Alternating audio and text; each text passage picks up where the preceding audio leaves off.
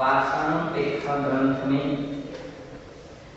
के एकत्वानुप्रेक्षा का वर्णन करने वाला तीसरा अधिकार पूरा हुआ था। अब आगे चौथो अधिकारो अन्यतानुपेक्षा, चतुर्थो अधिकार अन्यतानुपेक्षा, चौथा अधिकार अन्यतानुपेक्षा का यहाँ से प्रारंभ हो रहा है और जिसकी प्रस्तावना में पातनिका के रूप में कहते हैं अथ अन्यतानुप्रेक्षा नाम का चतुर्थो अधिकार प्रारभ्यते। अन्यतानुप्रेक्षा नाम का चौथा अधिकार प्रारंभ होता है। प्रथम पातनिका निर्दिष्टते, सबसे पहले पातनिका यानी प्रस्तावना का निर्देश करते हैं। तत्र माता पितर सहोदर इत्यादि गाथामादि कृत्वा अन्नम एवं सरितादिगम इत्यादि गाथा पर्यन्तं त्रिस्य एव गाथा भवन्ति। माता पितर सहोदर इस गाथा को आदि लेकर के अन्नम एवं सरितादिगम इस गाथा पर्यंत त्रिस्य अर्थात कुल मिलाकर के कितनी गाथा होती हैं? 23 तक इत्यादि 23वीं गाथा तक कुल तिस्र यानी 3 गाथा होती है। ये 3 गाथाओं में होती हैं तासु प्रथमता, 3 गाथाओं के द्वारा चौथा अधिकार है। इनमें पहले माता पिता सहोदर इत्यादि का माता पिता पत्नी पति प्रपति संबंधा स्वार्थ साधन निमित्ता नष्टाये विधि कथन रूपा प्रथमा गाथा। सबसे पहले माता पिता सहोदर इस गाथा को इत्यादि गाथा में माता पिता भाई पत्नी पति इत्यादि संबंध स्वार्थ साधन निमित्ता, ये सभी संबंध स्वार्थ के साधने में ही निमित्त हैं और नश्वर भी हैं। एक विधि कथन रूपा प्रथम गाथा, इस प्रकार से कथन करने वाली प्रथमा गाथा पहली गाथा है। तदनंतरम अण्णो अण्णम सोयति इत्यादि का, इसके बाद अण्णो अण्णम सोयति ये गाथा है। अन्य प्रिय जन वियोगादिकम शोकम करोति जीवः, संसारी जीव अन्य एक दूसरे के प्रति शोक करता है। क्या करता है? शोक करता है। किंतु संसार समुद्र निमज्जता, संसार समुद्र में निमज्ज होता हुआ निमग्न होता हुआ स्वात्मो विषय न सोचती, अपनी आत्मा के विषय में कभी कुछ नहीं सोचता है। इत्यादि कथन बड़ा दूसरा गाथा, इत्यादि कथन करने वाली दूसरी गाथा है।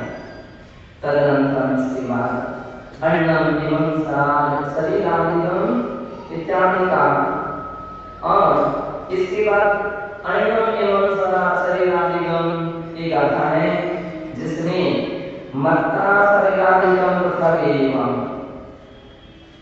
आचार्य कहते हैं जो शरीर आदि है वह आत्मा से पृथक है। निजात्मा तो सर्वलक्षण ज्ञान दर्शन स्वभावी और अपनी मेरी जो निज आत्मा है वह क्या है? वह इन सबसे पृथक है। पृथक एक निजात्मा सर्वलक्षण सभी द्रव्यों से विपरीत ज्ञान दर्शन स्वभावी इत्यादि निरूपण करने वाली स्थिति गाथा है। भवति कि समुदाय में तिस्रवी गाथा भी चतुर्थाधिकार से समुदाय का भूमिका प्रतिष्ठा। 3 गाथाओं के द्वारा चौथे अधिकार के समुदाय रूप से पात्रता निर्दिष्ट है, यानी यही है। अथ सम्प्रति इयं मम माता अहम् अस्याः पुत्रः इत्यादिकानां पारिवारिक सामाजिकादि संबंधानां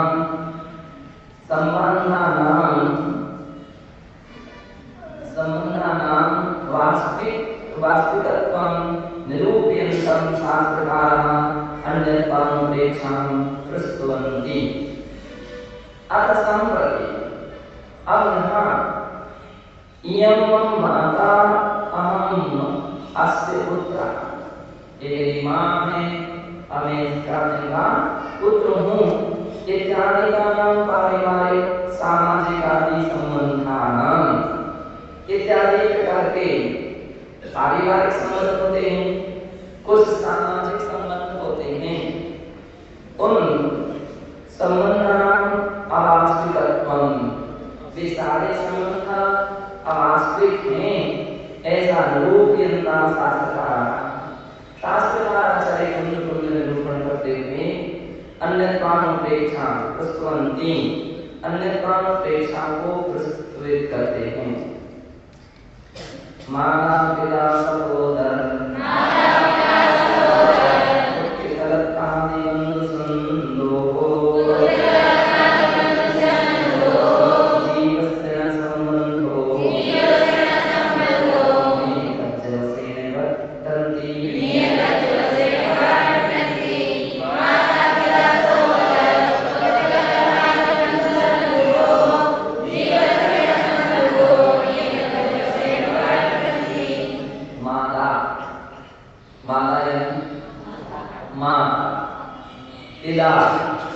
पिता सहोदर भाई, पुत्र पुत्र, कलत्र पत्नी, कलत्रादि इत्यादि बंधु संदोह और बंधु बांधव, इन सभी का जो संबंध है वह जीव से न संबंध, इन सबका जीव के साथ कोई संबंध नहीं है। सब संसार के प्राणी अपने अपने कार्यवश स्वार्थवश प्रवर्तन करते हैं। सर्वोदया टीका, अब इस विषय की सर्वोदया टीका प्रारंभ होती है। माता माता जन्मदायिका जननी, माता कौन? जो जन्म दे वो जननी है, वो माता है। पिता पिता पितृ शब्द से प्राकृतिक प्रकृति भवति और पिता पितृ शब्द का प्राकृतिक पिता होता है। साच शरीरं जनयति इत्यतो जनकायति चेतते, और वो शरीर को उत्पन्न करते हैं इसलिए जनक हैं।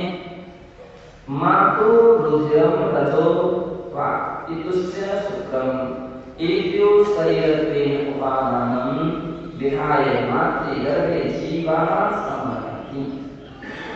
मातु के रुधिर रस है, पिता का शुक्र, ये सबका दोनों का शरीरत्वेन उपादानं विहाय, शरीर के रूप में उपादान अर्थात शरीर के रूप में परिवर्तित होता है। और इस प्रकार से मातृगर्भे जीव समायाति, उसमें माता के गर्भ में जीव आता है। गर्भे शरीर रचनाक्रम यथा भवति, और फिर यथा समय गर्भ में शरीर की संरचना होती है। तस्य भगवती आराधना ग्रंथे स्पष्टतया प्रतिपादितम् अस्ति। उन सारा का सारा किस प्रकार से संरचना होती है इसके विषय में भगवती आराधना ग्रंथ के गाथा 998 से 1004 तक की गाथाओं में स्पष्ट रूप से इसका प्रतिपादन है। तदेव अवेक्षणीय, वही यहाँ पर स्पष्ट रूप से विचारणीय उसके विषय में कहते हैं। एवं संसारे अधिको उपकारत्वात् माता पिता से एतयोः अत्र प्रथम उपादानं और इस प्रकार से कहते हैं कि संसार में अधिक उपकार होने के कारण माता पिता इन दोनों को अन्य सभी संबंधों में प्रथम उपादान पहला स्थान दिया गया है। इसके गाथा में भी सबसे पहले माता पिता की बात कही गई। सबसे पहला संबंध माता पिता का होता है, बाप के बाद से सभी संबंध बाद में प्रारंभ होते हैं। तयोपि मातोदिको भगवती उपकारमति तस्या सर्वप्रथम नाम ग्रहण कृतम। और माता पिता में भी सबसे महत्वपूर्ण माता का संबंध और अधिक होता है और निकट से होता है। सबसे पहले बच्चा केवल माँ को जानता है, पिता को बाप को जानता है, पहले माँ को समझता है कि ये माँ है, तो इसलिए वो अधिक उपकारी होने से उनका पहला स्थान पहले नंबर पर नाम दिया गया। एवं लौकिक संबंधेषु मातृपितृ संबंधो सर्ववर्णेन सम्मतः। इस प्रकार से लौकिक संबंधों में माता पिता का संबंध सर्ववर्णेन सम्मतः, सर्ववर्ण सबसे अधिक है, सबसे बड़ा है, ये सम्मत है। प्रत्येक भवे कस्यचित् काचिन् माता कस्यचित् पिता च भवति। प्रत्येक भव में का कस्यचित् किसी की कोई माता होती है तो कोई पिता होते हैं। भवान्तरे संबंध परिवर्तनमेति कारणात् संबंधो अनियोगो नाम नित्या। दूसरे भव को प्राप्त होने पर दूसरे माता पिता हो जाते हैं, वो संबंध समाप्त हो जाता है। इसलिए माता पिता का संबंध भी नित्य संबंध नहीं है, वो विनश्वर है, क्षणिक है। सहोदरायोः मातुर्गं समानं एव गर्भस्थानं भवति, तो परस्परं सहोदरभ्रातारो भवतः। सहोदर जो है जिनका क्या करें, जिन दोनों माता पिता के मातु उदरम समानम एव गर्भस्थानं भवति। माता के उदर में समान रूप से गर्भ स्थान होता है, उसी स्थान से जिसका जन्म हुआ उसके भाई का भी। इस कारण से उदर में एक स्थान होने के कारण से सहोदर, उदर सह है ना, एक ही से ही उदर से उत्पन्न होते हैं। तो परस्परम सहोदरम भ्राता भवता। इस कारण से वो परस्पर सहोदर सगे भाई कहलाते हैं। सगे भाई कहते हैं। पुत्र कलत्रादि पुत्रा सुता कलत्रम धर्मपत्नी इत्यादि। पुत्र यानी सुत यानी पुत्र और कलत्र यानी पत्नी। पाणिग्रहण संस्कारो यथा सर संबद्धते सा पत्नी धर्मपत्नी कथ्यते। जिनके साथ पाणिग्रहण का संस्कार होता है वो धर्मपत्नी कहलाती है। अब आज के समय में तो बड़ी समस्या है कि कोर्ट मैरिज, कहीं कुछ मैरिज, कितने प्रकार की मैरिज है ना, तो फिर धर्मपत्नी थोड़ी कहलाती। धर्मपत्नी तो न्याय नीति से जिसका पाणिग्रहण संस्कार किया जाता है, सारे परिवार कुटुंब समाज के लोग एक साथ बैठ करके जिस नियोग के लिए हमारे सारे संस्कारों को करते हैं, वो पाणिग्रहण संस्कार कहलाता है। तो पाणिग्रहण संस्कारो यया सह संबद्धते, जिसके साथ होता है सा पत्नी धर्मपत्नी कथ्यते, उसे पत्नी या धर्मपत्नी कहा जाता है। तस्या शास्त्रम नाम कलत्रम इति भवति। और आचार्य महाराज कह रहे हैं वह पत्नी उसी का अपर नाम, तस्या से अपरम नाम, धर्मपत्नी कहो, पत्नी कहो या कलत्र कहो, सभी का एक अर्थ नाम है। आदि पदे पितृव्ये मातुल पितामह माता भगिनी प्रभृति नाम ग्रहण विधि।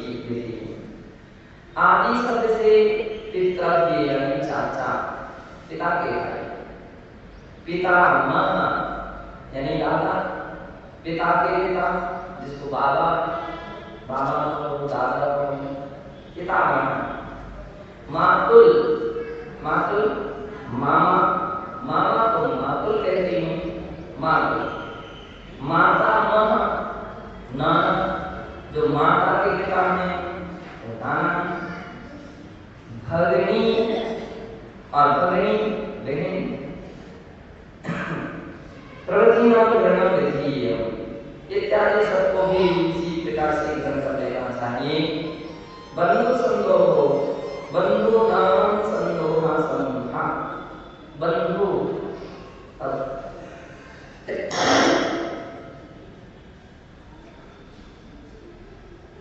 जितने भी बंधु हैं, बंधु कौन?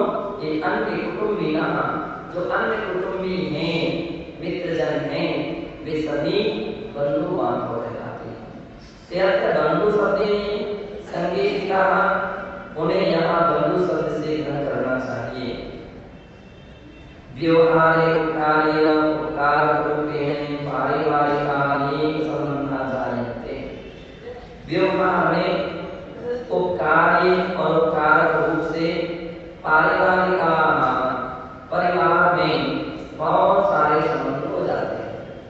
जिसने जिसका उपकार किया है ना, अथवा जो जिसका उपकार करता है, जिसने उपकार दूसरे का उपकार प्राप्त किया है, तो इन सब दृष्टिकोण से देखें बहुत सारे संबंध हो जाते हैं।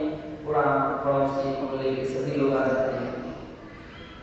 ततस्य जीवस्य बंधु बांधवानां विशालः परिवारो निर्मीयते। इन सबसे जीव के बंधु बांधवों का विशाल परिवार जो है उसका निर्माण होता है, निर्मीयते, उसका परिवार बनता है। जीवस्य संबंधो वस्तुतः प्रोक्ता सर्वे संबंधा असद्भूता। कहीं भी जितने भी संबंध हैं निश्चय से देखें वे सब असद्भूत हैं, सच्चे नहीं, सब विनाशी बिछड़े हैं। अत्र निश्चय सर्वे योजनीय, इस कारण से ये असद्भुत है, इसलिए निश्चय शब्द जोड़ लेना चाहिए। व्यवहार में तो सद्भुता एवं, विवाह में से तो है, ऐसा नहीं कि सरलता का संबंध नहीं, अन्यथा सरल व्यवहार लोपास्या, यदि आप सरलता उसका मान लोगे तो व्यवहार का लोप हो जाएगा। तो व्यवहारिक दृष्टि से तो संबंध है, सभी अपने अपने कर्तव्य में निश्चित रहते हैं, यथाविधि शब्दों का प्रयोग करते हैं। पिता को पिता ही कहा जाएगा, माता को माता ही कहा जाएगा, पुत्र को पुत्र कहा जाएगा, है ना। ऐसा नहीं कि शब्द ही समाप्त हो जाएंगे। तो व्यवहार में से सब संबंध है, निश्चय से तो आत्मा का कोई संबंध नहीं। निश्चय से कोई किसी की मां नहीं, कोई किसी के पिता नहीं, कोई किसी के पुत्र नहीं, भाई कुछ नहीं। आत्मा तो आत्मा है, उसका कोई माता पिता भाई कुछ भी नहीं। परमार्थ दृष्टि विचारिए, परमार्थ दृष्टि से विचार करने को तर्हि प्रयोजन सिद्धि निमित्त का कल्पना प्रसूता इत्यतो असद्भुता प्रतीयन्ते। ये सभी केवल प्रयोजन सिद्धि के निमित्त होने से, कल्पना प्रसूता एक केवल इस कारण से कल्पना का जन्म होता है, काल्पनिक रूप से संबंध बनाए जाते हैं, कहे जाते हैं, इस कारण से असद्भुता प्रतीयन्ते। ये क्या होते हैं? असद्भुत ही प्रतीत। एतदेव तथ्यं विवरणन्ता शास्त्रा तथ्यन्ति। इस ही तथ्य को का विवरण करते हुए शास्त्रकार जो हैं वो कहते हैं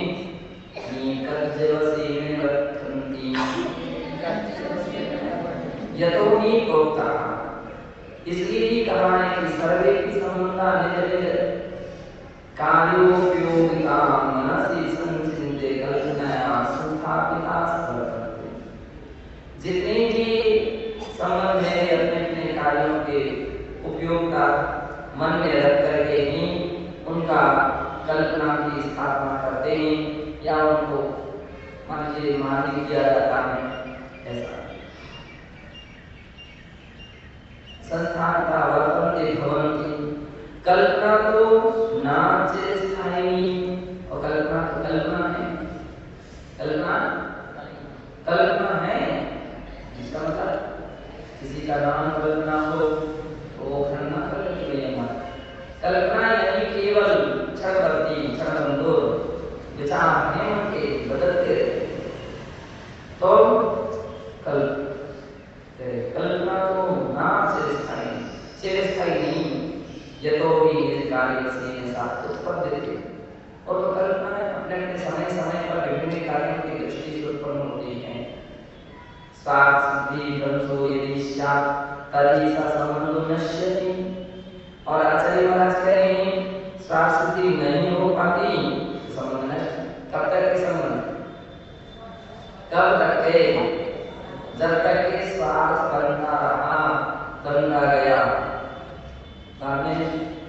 स्वार्थ काम प्रदान और दुख न हम तुम्हारे पिता न तुम हमारे बेटा न हम तुम्हारे बेटा न तुम हमारे पिता न हम भैया न तुम हमारे भैया। तो क्या बात है काम हो गया तो कितने सारे केवल स्वार्थ सिद्धि के संबंध होते हैं तो प्रार्थना संबंध समाप्त हमें कोई मतलब नहीं है हमें कोई लेना देना नहीं क्यों क्या हो गया ऐसा राम स्थानीय विद्वेष रूपिणी से सत्वात् कितनी बार ऐसा नहीं हो जाता राग द्वेष के स्थान में बदल जाता है। जो भावुक प्रकृति के लोग होते हैं भावुक प्रकृति का अर्थ है कि स्थिरता विचार में नहीं लेते हैं धैर्यता दृढ़ता गहरा सोच नहीं लेता तो भावुक व्यक्ति थोड़े में खुश थोड़े में भावुक कभी किसी की बात देखना कभी किसी को पहचान थोड़ी सी थोड़े में अपनी सीमा खो दे तो थोड़े से रुष्टता में भी अपनी सीमा खो देगा नहीं ऐसा नहीं होना चाहिए। गहरा गंभीर होना चाहिए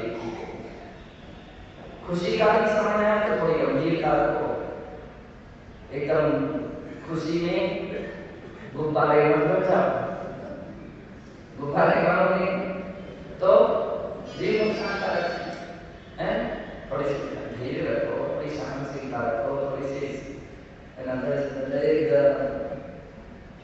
थोड़ा सा कुछ हो जाए खुशी को भी बचाने की शक्ति रखो तो उससे विपरीत दिन भी आ जाए तो भी उसमें भी सहनशीलता रखो। ऐसा बताते हैं कि जिनके मान लीजिए जिनके अंदर में धैर्य या इस प्रकार की शक्ति नहीं रहती है तो वे कितने लोग हाथ फेल होता है खुशी में भी हाथ फेल होता है दुख में भी हाथ फेल होता है दुख में भी हाथ फेल हो गया इसका मतलब ताकत तो दोनों में चाहिए सहनशीलता तो दोनों में चाहिए खुशी को भी बचाने की क्षमता चाहिए और दुखों को भी संभालने की क्षमता होना चाहिए। तो वो संबंध जो रहते हैं व्यवहारिक काम में मजबूत संबंध माने जाते हैं ठोस संबंध माने जाते हैं है ना। तो ऐसे होना चाहिए भावों के सभी लोग तो गिरगिट की तरह उनके समय पर बदलते जाते हैं थोड़ा सा अच्छा लग गया थोड़ा सा दोनों हाँ जनाब करने की कोशिश पहली लगा करके संबंध हो सकती राग स्थाने विद्वेष रूपिणी से सत्वा कहते हैं कि राग स्थाने राग के स्थान में विद्वेष उत्पन्न हो जाता है तो ऐसी स्थिति हो सकती है। सत्यम समुद्घाटयति। परमार्थ रूप से क्या बता रहे हैं? सत्यम समुद्घाटयति, ये बात सत्य उद्घाटित करती है, सही सत्य को प्रकट करती है। संबंधे वास्तविके एक रूपा वाप्ति, जिस संबंध में एक रूपता होती वही संबंध वास्तविक है। एकम से पृथक पृथक स्वतंत्र निर्विशेष स्थिति के योग विरुद्ध स्वभावयोश्च कथमपि न भवति। और आचार्य महाराज कह रहे हैं ये शब्द कब अवस्था आ सकती है? एक रूप एक उन दोनों में किसी तरह भी नहीं होती जिसकी पृथक पृथक स्वतंत्र सत्ता है। दो द्रव्यों का संबंध हो ही नहीं सकता, दो द्रव्य अलग अलग स्वतंत्र हैं। एकदम से पृथक पृथक स्वतंत्र निरपेक्ष स्थिति के योग निरपेक्ष होने से वृद्ध स्वभावयोश्च, और दोनों का स्वभाव भी भिन्न भिन्न है, विरुद्ध है। कथमपि न भवति, उनका संबंध एक जैसा कैसे हो सकता है? किसी भी प्रकार से नहीं हो सकता। यही पदार्थ चेतने रचेतने नैवा एकम न संभवति। जो पदार्थ चेतन या चेतन पदार्थों में एक भाव संभव हो सकते नहीं। ये हमारा तुम चेतन और वो अचेतन, मेरा बंदा, मेरी अंगूठी, मेरी चैन, मेरी घड़ी, तुम्हारी आंसू, मेरी पुस्तक तुम्हारी कैसे हो सकती है? वो अचेतन है, तुम चेतन हो। तो कह रहे हैं कि वृद्ध स्वभाव से कथमपि न भवति, वृद्ध स्वभाव होने से भी कभी ऐसे हो ही नहीं सकते। यही पदार्थ चेतन अचेतन हो नहीं वा एकम न संभवति। उन पदार्थ में चेतन अचेतन में एक भाव पर नहीं हो सकता है। तत्र न वो भी वास्तविकता संबंध काल्पनिक, इसलिए उनमें कोई भी वास्तविक संबंध नहीं है, काल्पनिक ही है। एक या दृष्टि मात्र विभक्ति संबंध था।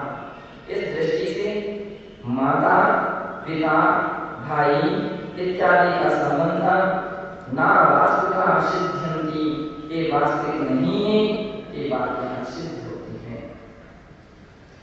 एवं अतएव उत्तम ज्ञानार्णवे, इसलिए ज्ञानार्णव में दूसरे अध्याय के 99 से 104 श्लोक में कहा है, उसको आगे इतना ज्ञानार्णवे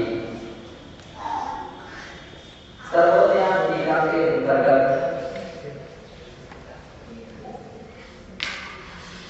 अन्य अपेक्षा की 21वीं टीका गाथा की टीका चल रही है, जिसमें पृष्ठ 198 के प्रथम पैरा में कहते हैं एवं उत्तम ज्ञानार्णवे, ज्ञानार्णव के दूसरे अध्याय के 99 से लेकर के 104 कहते हैं मूर्ते विचेतनी चित्रे स्वातंत्रै परमाणुभिः यद्वपुर्विदितं तेन संबन्धः पदात्मनः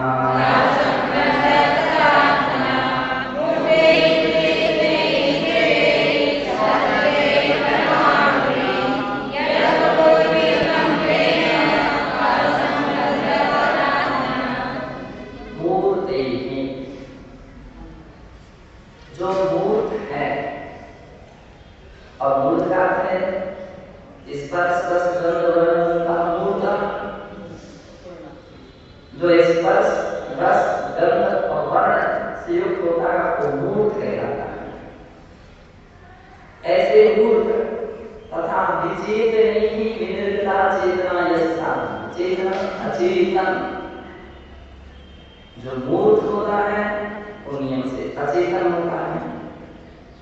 तथा चित्रे स्वतंत्रते परमाणु, जिसके विचित्र प्रकार के स्वतंत्र परमाणुओं से यद बहुविहितम, जो शरीर है, शरीर का निर्माण होता है, ऐसा शरीर होता है, तीन उसके साथ आत्मा का संबंध था।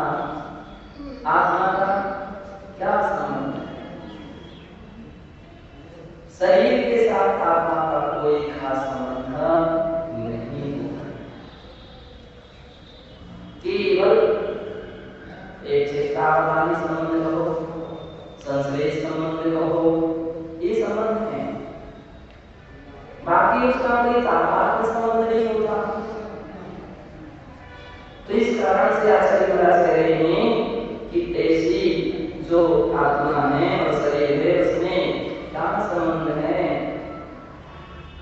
कि जिस शरीर में व्यक्ति आसक्त होता है वो भी होता है।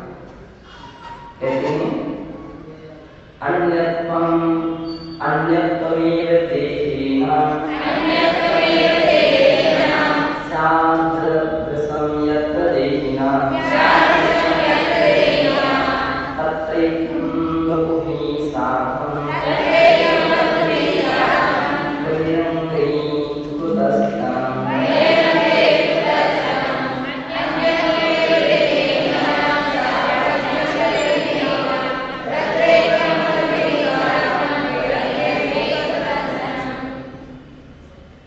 अन्यत्वम् एव देहिन स्याद्भृशं यत्र देहिना। देहिना यानी देही आत्मा, जो देह में निवास करे वो देही। उस देही की, उस आत्मा का शरीर अन्यत्वम एव देहिन, देह के साथ अन्यत्वम एव, अन्य बना है, भिन्न बना है, पृथक बना है। तत्र ऐक्यं बहुभिः साकं बहिरङ्गैः कुतस्थं, जब वह आत्मा की शरीर के साथ एकता नहीं है, तो फिर शरीर से संबंध रखने वाले बाहरी पदार्थों के साथ एकता कैसे हो सकती है? कुतस्थं, उसके साथ एकता नहीं हो सकती है। पृथक पृथक भाव वाले होने से साथ एकता नहीं हो सकती। ये संबंध मायान्ति पदार्थाः चेतनेतरः एते सर्वे सर्वत्र स्वस्वरूपाभिलक्षणाः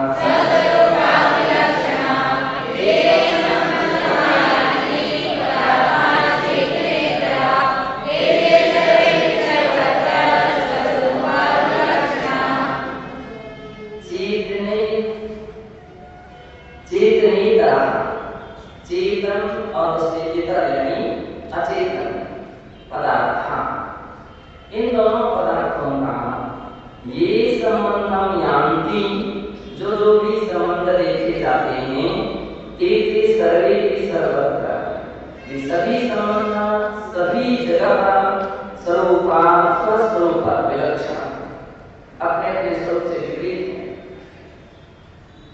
चेतन का संबंध चेतन से हो रहा है तो चेतन संबंध विलक्षण हो गया, अचेतन का चेतन के साथ वो भी विलक्षण हो गया।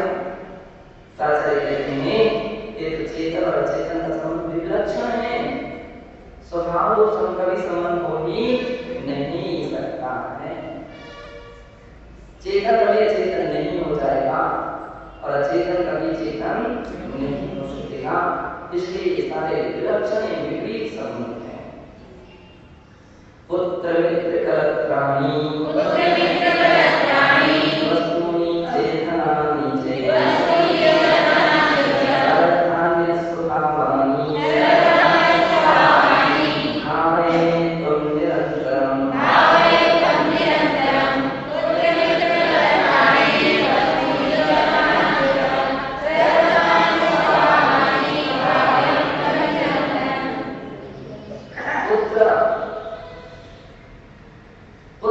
बेटा बेटी,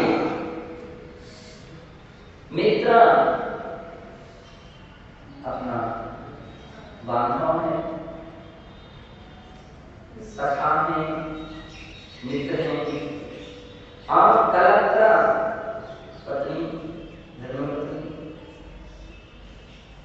तथा धनानि च वस्तूनि, अन्य धन आदि वस्तुएं वे भी सर्वकाम्य स्वभाव वाली, आत्मा से भिन्न स्वभाव वाली हैं, ये आत्मा स्वभाव रूप नहीं है, ऐसा हे कव्य हे जीव त्वं निरंतर भाव है। इस प्रकार का निरंतर चिंतन करो, ऐसी निरंतर भावना भावो कि कोई भी पदार्थ मेरे नहीं है, मेरे स्वभाव से भिन्न है, ये मेरी आत्मा स्वभाव रूप नहीं है।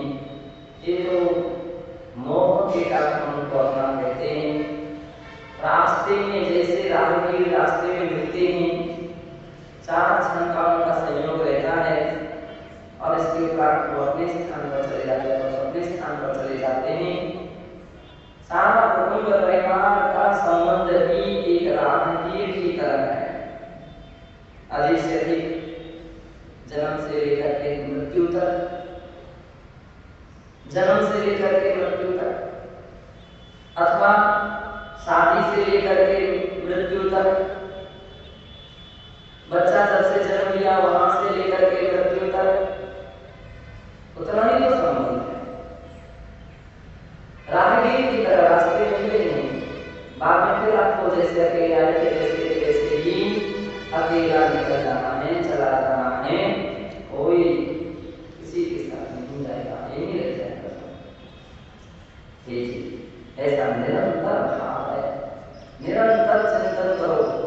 जो एक इस प्रकार का चिंतन करता है, ऐसा विचार करता है, मंथन करता है, तो सबसे बड़ी बात क्या होती है? मोह टूटता है, आसक्तियां टूटती हैं, आसक्तियां टूटती हैं, मोह टूटता है। एक चिंतन करने का एक अवसर मिलता है, विचार करने का, मंथन करने का एक अवसर मिलता है, और ऐसे चिंतन विचारशील व्यक्ति, मंथन करने वाले व्यक्ति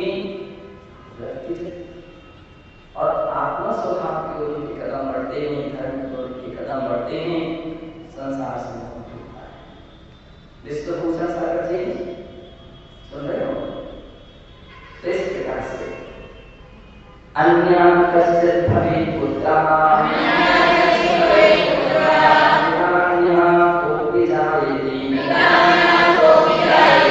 अन्येन केनचित् सार्धम्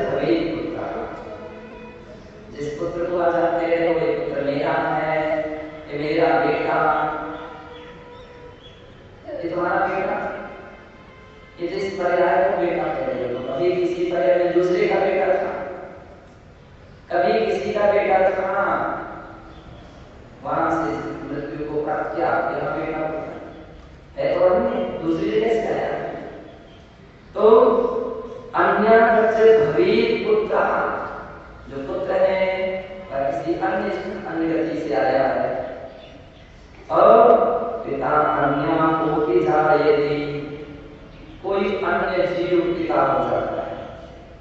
अब देखो, किसी पर्याय में आपके पिता की दूसरी थी, किसी पर्याय में दूसरे पर्याय में दूसरे पिता थे, इस पर्याय में दूसरे पिता है। अगला जब संसार की अवस्था रहेगी तो तीसरे अन्य के पिता होंगे। पिता का संबंध स्थायी तो नहीं रहा, एक तो नहीं रही, पुत्र एक तो नहीं रहा, स्थायी तो नहीं रहा, चेंज होते अन्य केनचित् सार्धम् कलत्रेण रच्यते। और कहते हैं जिसे आप कलत्र यानी अपनी पत्नी कहते हैं, वह भी हमेशा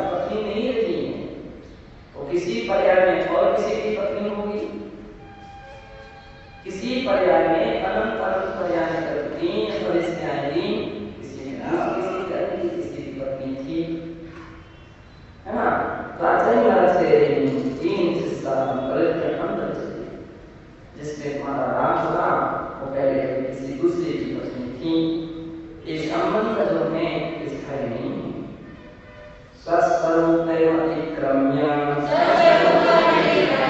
पृथक पृथक व्यवस्थिता सर्वेपि सर्वथामुः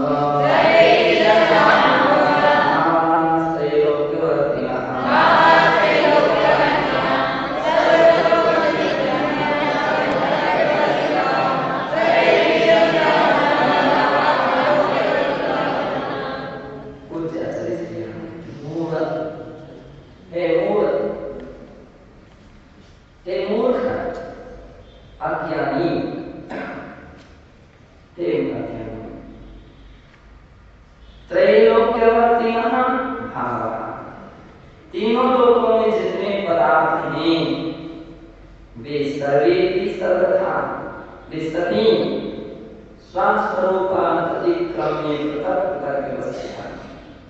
अपने अपने निज स्वरूप को छोड़ करके, अतिक्रम्य छोड़ करके, सर्वथा अपने अपने भिन्न स्वरूप में स्थित रहते हैं, विभिन्न अवस्थाओं को प्राप्त होते रहते हैं, बदलती अवस्थाएं रहती हैं। मित्र शत्रु बन जाता है, शत्रु मित्र बन जाता है। 18 नाती की कहानी आती है। सब संबंध चेंज होते रहते, सारे संबंध बदलते रहते। तो किसमें तुम अपनी एकता की भावना रख रहे हो? कौन से संबंध को तुम स्थिर बनाने का प्रयास कर रहे हो? कभी स्थिर हुए ही नहीं। आज तक के संबंध कभी स्थायी नहीं रहेंगे, भविष्य में भी स्थायी रहेंगे नहीं। ऐसा विचार करना चाहिए।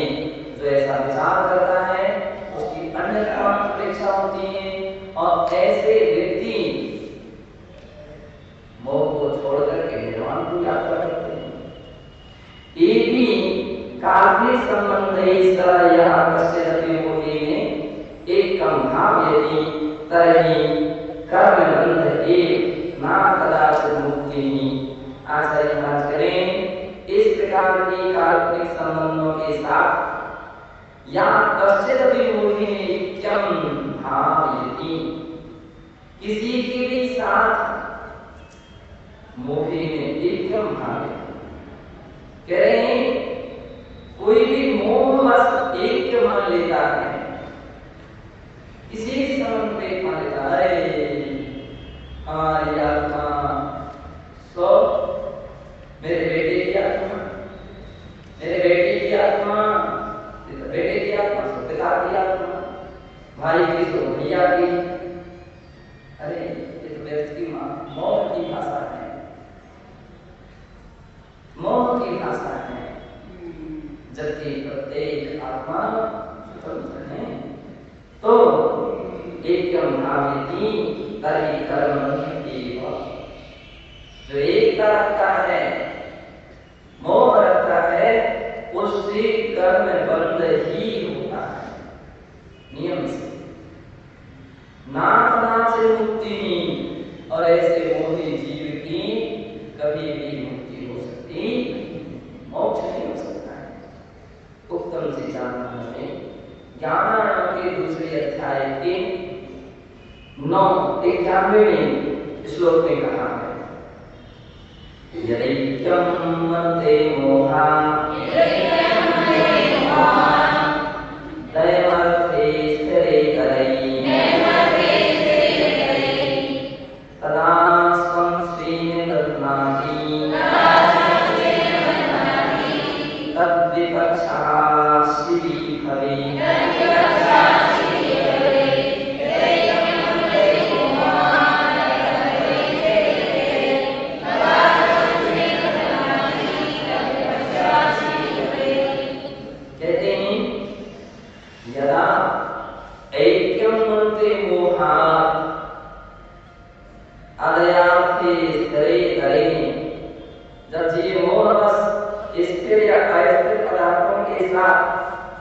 अपनी एकता मानता है, ऐक्यम बनते एकता मानता है, तदा स्वयं स्वेन बदनामी, तब फिर वह स्वयं को उनसे स्वयं को बांधता है। किसने बांधा? केवल मोह से हम दूसरे को बांध लेते हैं या मोह से बंध जाते हैं। क्या करूं, हम निकलना तो चाहते हैं लेकिन पत्नी के कारण नहीं कर पा रहे। कितने लोग बोले हम निकलना तो चाहते हैं और अपने पति के कारण से नहीं निकल पा रहे, बेरोजगारी नहीं है, परेशान भैया। ये बंद किया किसने? मकड़ी का जाल बनाया किसने? आपने ही बनाया था। संबंध को बनाने वाले आप ही हैं, इसलिए स्वयं ने स्वयं को फंसा लिया, स्वयं को फंसा। कोई किसी को कुछ नहीं करता है। अरे मैं ऐसा कर दिया, मैं ऐसा कर दिया, सत्य तो आपकी भूल से, तो अपनी गलती से ही फंस गए। जितना भी कर्म का बंद होता है कि अपनी भूल के कारण कर्म का बंद कर लेना है, इसलिए आचार्य स्वयं स्वीन बदनामी तद विपक्षा शिवम भवे। और यदि उससे विपरीत अवस्था हो जाए, मुक्त हो तो से विरक्त हो जाए, आसक्ति छोड़ दे, संबंध के विकल्प छोड़ दे, भूल करके भी फिर कभी याद न करे, आचार्य शिवी भवे, फिर तो क्या हो जाएगा? उसके मोक्ष हो जाएगा, मुक्ति को प्राप्त कर लेगा, सिद्ध हो जाएगा। कब हो जाएगा? जबकि मोह प्रकृति तो रत्तो वंदनिकम्मं झुंझुरे जीवो ऐसो जीवो ऐसो आत्मकामी सुनाय। रत्तो वंदनिकम्मं राग कर्मों को बांधता है और वृत्ति जीव को कर्मों से मुक्त करती है। इसलिए तन्ना ऐसो जुलोक देशो, ऐसा जीने के ऊपर का उपदेश है, तन्ना कमी सुना बच्चे, इसलिए कर्मों से आप न करो। अयम अत्रयम विस्तरः, अब इसका विस्तार करते हुए कहते हैं, माता वा पिता वा पुत्रस्य पालनादिकं यत् कुरुते तत् स्वकार्य सिद्धि अभिलाषैव प्रेरिका। माता पिता अपने पुत्रों का जो पालन आदि करते हैं, वो अपने कार्य की सिद्धि के लिए भी उसकी अभिलाषा से प्रेरित होकर के ही करते हैं। क्या? तो विचार को विचार करते हैं दोनों माता यदयं मम पुत्रः, ये मेरा पुत्र वृद्धावस्थायां प्रतिकार भावेन सेवां करिष्यति। ये जब हम हो जाएंगे, वृद्धावस्था आ जाएगी, तो मेरा बेटा मेरे हम दोनों की सेवा करेगा। धनादिना सहयोगं से विधास्यति, धन आदि के द्वारा सहयोग करेगा कि उस समय तो हम कमाने लायक नहीं रहेंगे, तो बेटा ही कमा करके खर्चा के लिए देगा किसे? एवं भर्तापि स्वाहार्य सुखिनी करोति। इसी प्रकार से जो भर्ता यानी पति, वह भी अपने भार्या के प्रति, पत्नी के प्रति भी ऐसी भावना रखता है। तस्या इच्छाया से पूर्तिं करोति, उसकी इच्छा की पूर्ति करता है। यतो हि सोऽपि मनुते यदीयं मम पत्नी पुत्रोत्पादनादिना मदीयं वंशवृद्धिं सहायिका भविष्यति। ये वो मानता है, कौन पति सोचता है, यह जो मेरी पत्नी है वह पुत्रोत्पादनादिना मदीयं वंशवृद्धो सहायिका भविष्यति। वंश वृद्धि के लिए पुत्रोत्पत्ति में सहायक होती है। यह होगी देह कार्य संपादने सुख दुखियों से सहभागिनी, दैनिक कार्यों के संपादन करने में, संपादन यानी दैनिक कार्य करने में सहयोगी होगी, सुख दुख में भी सहभागी होगी। अनुकूला सती सहायम राष्ट्यति, इन सब कार्यों में अनुकूल होकर के सहयोग प्रदान करेगी। सुपत्न्या स्वरूपमपि सुभाषित रत्न भंडाराले प्रोक्तम यत्, कह रहे हैं सुपत्नी के विषय में सुभाषित रत्न भंडार, पृष्ठ 351 श्लोक नंबर 28 में सती वर्णन, वहां पर इस प्रकार से वर्णन लिखा है। काली सुमंत्री करणी सुदासी,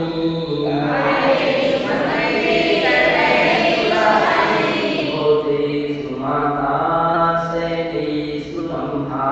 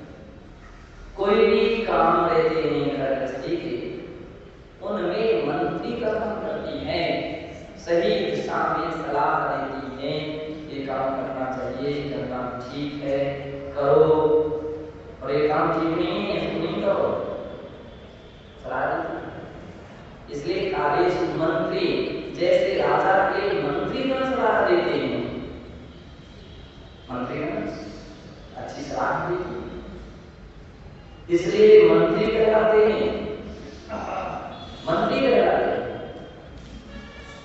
अच्छा, अपने राज्य की सुरक्षा कैसे हो, ये नीतियां हैं, इस प्रकार से अपने राज्य की सुरक्षा करना चाहिए।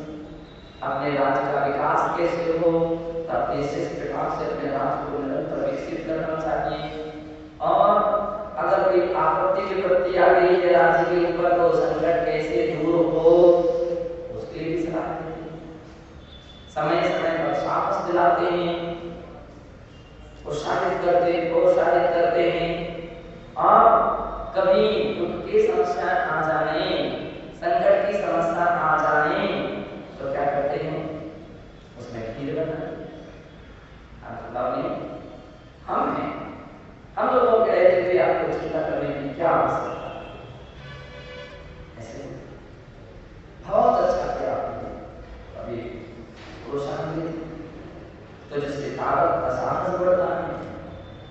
सहयोग कहाँ क्या आवश्यकता है, और सहयोग के लिए तत्पर रहते हैं। ऐसा नहीं क्या आवश्यकता तुमको लेकर के जाएंगे, क्या आवश्यकता तुमको काफी दिखाने की, अभी कुछ ऐसे कैसे मंत्री इन बातों के ऊपर परवाह नहीं करता, और मना करता। अच्छा है, करना चाहिए, प्रेरणा देता, प्रोत्साहन करता, नहीं ऐसा अच्छा काम करेगा, खींच ऐसा इसी प्रकार से मुझे साहस दिलाइए, प्रोत्साहन दीजिए, उन्नति की भावना रखिए, और आप करवाने वाली परिस्थिति में संरक्षा का ख्याल रखिए। मंत्री तो मंत्री है, बहुत बड़ी जिम्मेदारी से काम करता है। तो कह रहे हैं स्त्री भी मंत्री का काम करती है, घर में बहुत सारे काम उसके माध्यम से गृहस्थी चलती है, घर की संचालिका मानी जाती है।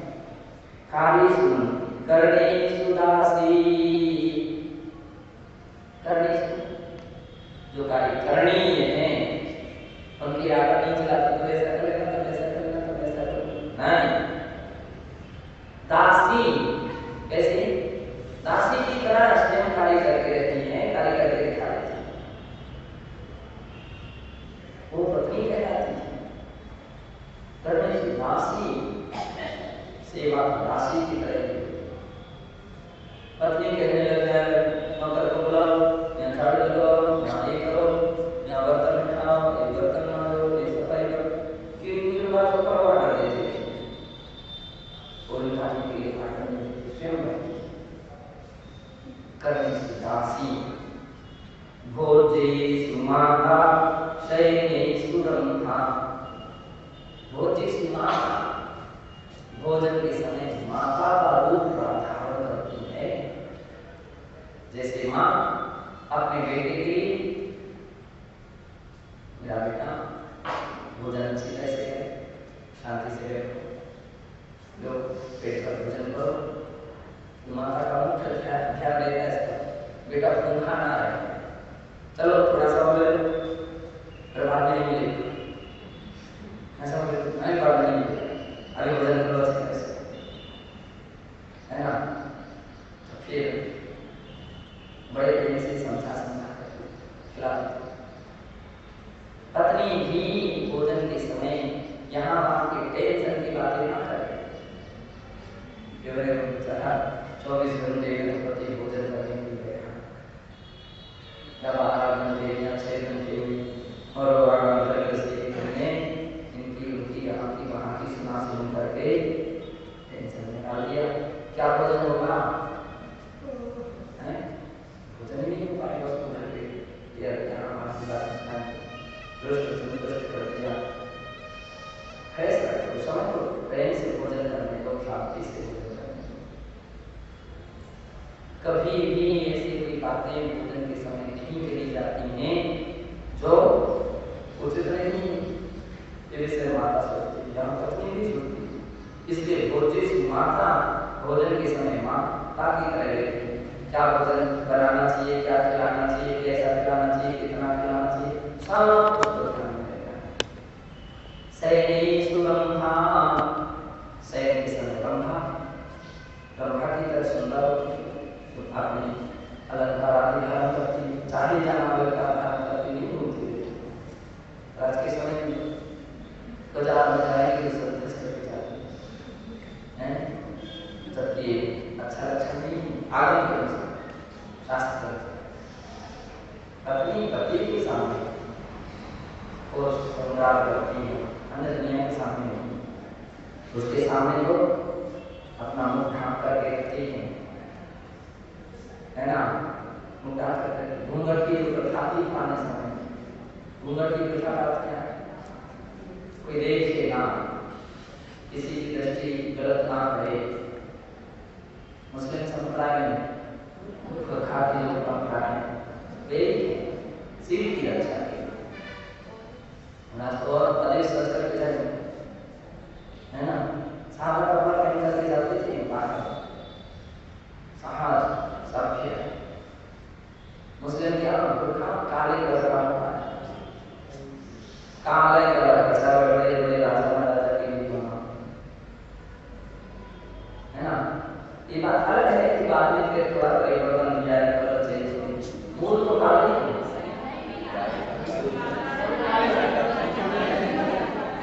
क्यों? इसलिए कि ज्यादा नहीं कोई दूसरा व्यक्ति प्रभावित ना हो, ऐसा है।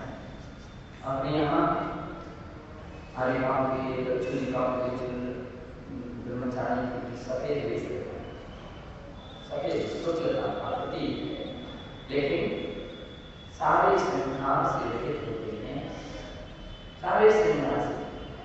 हमारे तरह से लाल ऐसे देखें, कुछ ऐसे देखें, कुछ आँख ऐसे देखें, कुछ आँख ऐसे किसके लिए? श्रृंगार से रहित साधकों का वेश, अलग अलग डिजाइन की साड़ियाँ, अलग अलग तरीके से पहनने का तरीका नहीं, सात्विक वेश होना चाहिए। सात्विक नहीं तो सब मदर टेरेसा बन जाते हैं। सात्विक वेश, सात्विक अवस्था होना चाहिए। तो साधना की पहचान है ऐसे अपश्यामुना। दूसरे लोग उनके शरीर को देख भी नहीं सकते, उनके शरीर सिर्फ ढांक करके आंख के रात से ढांक करके।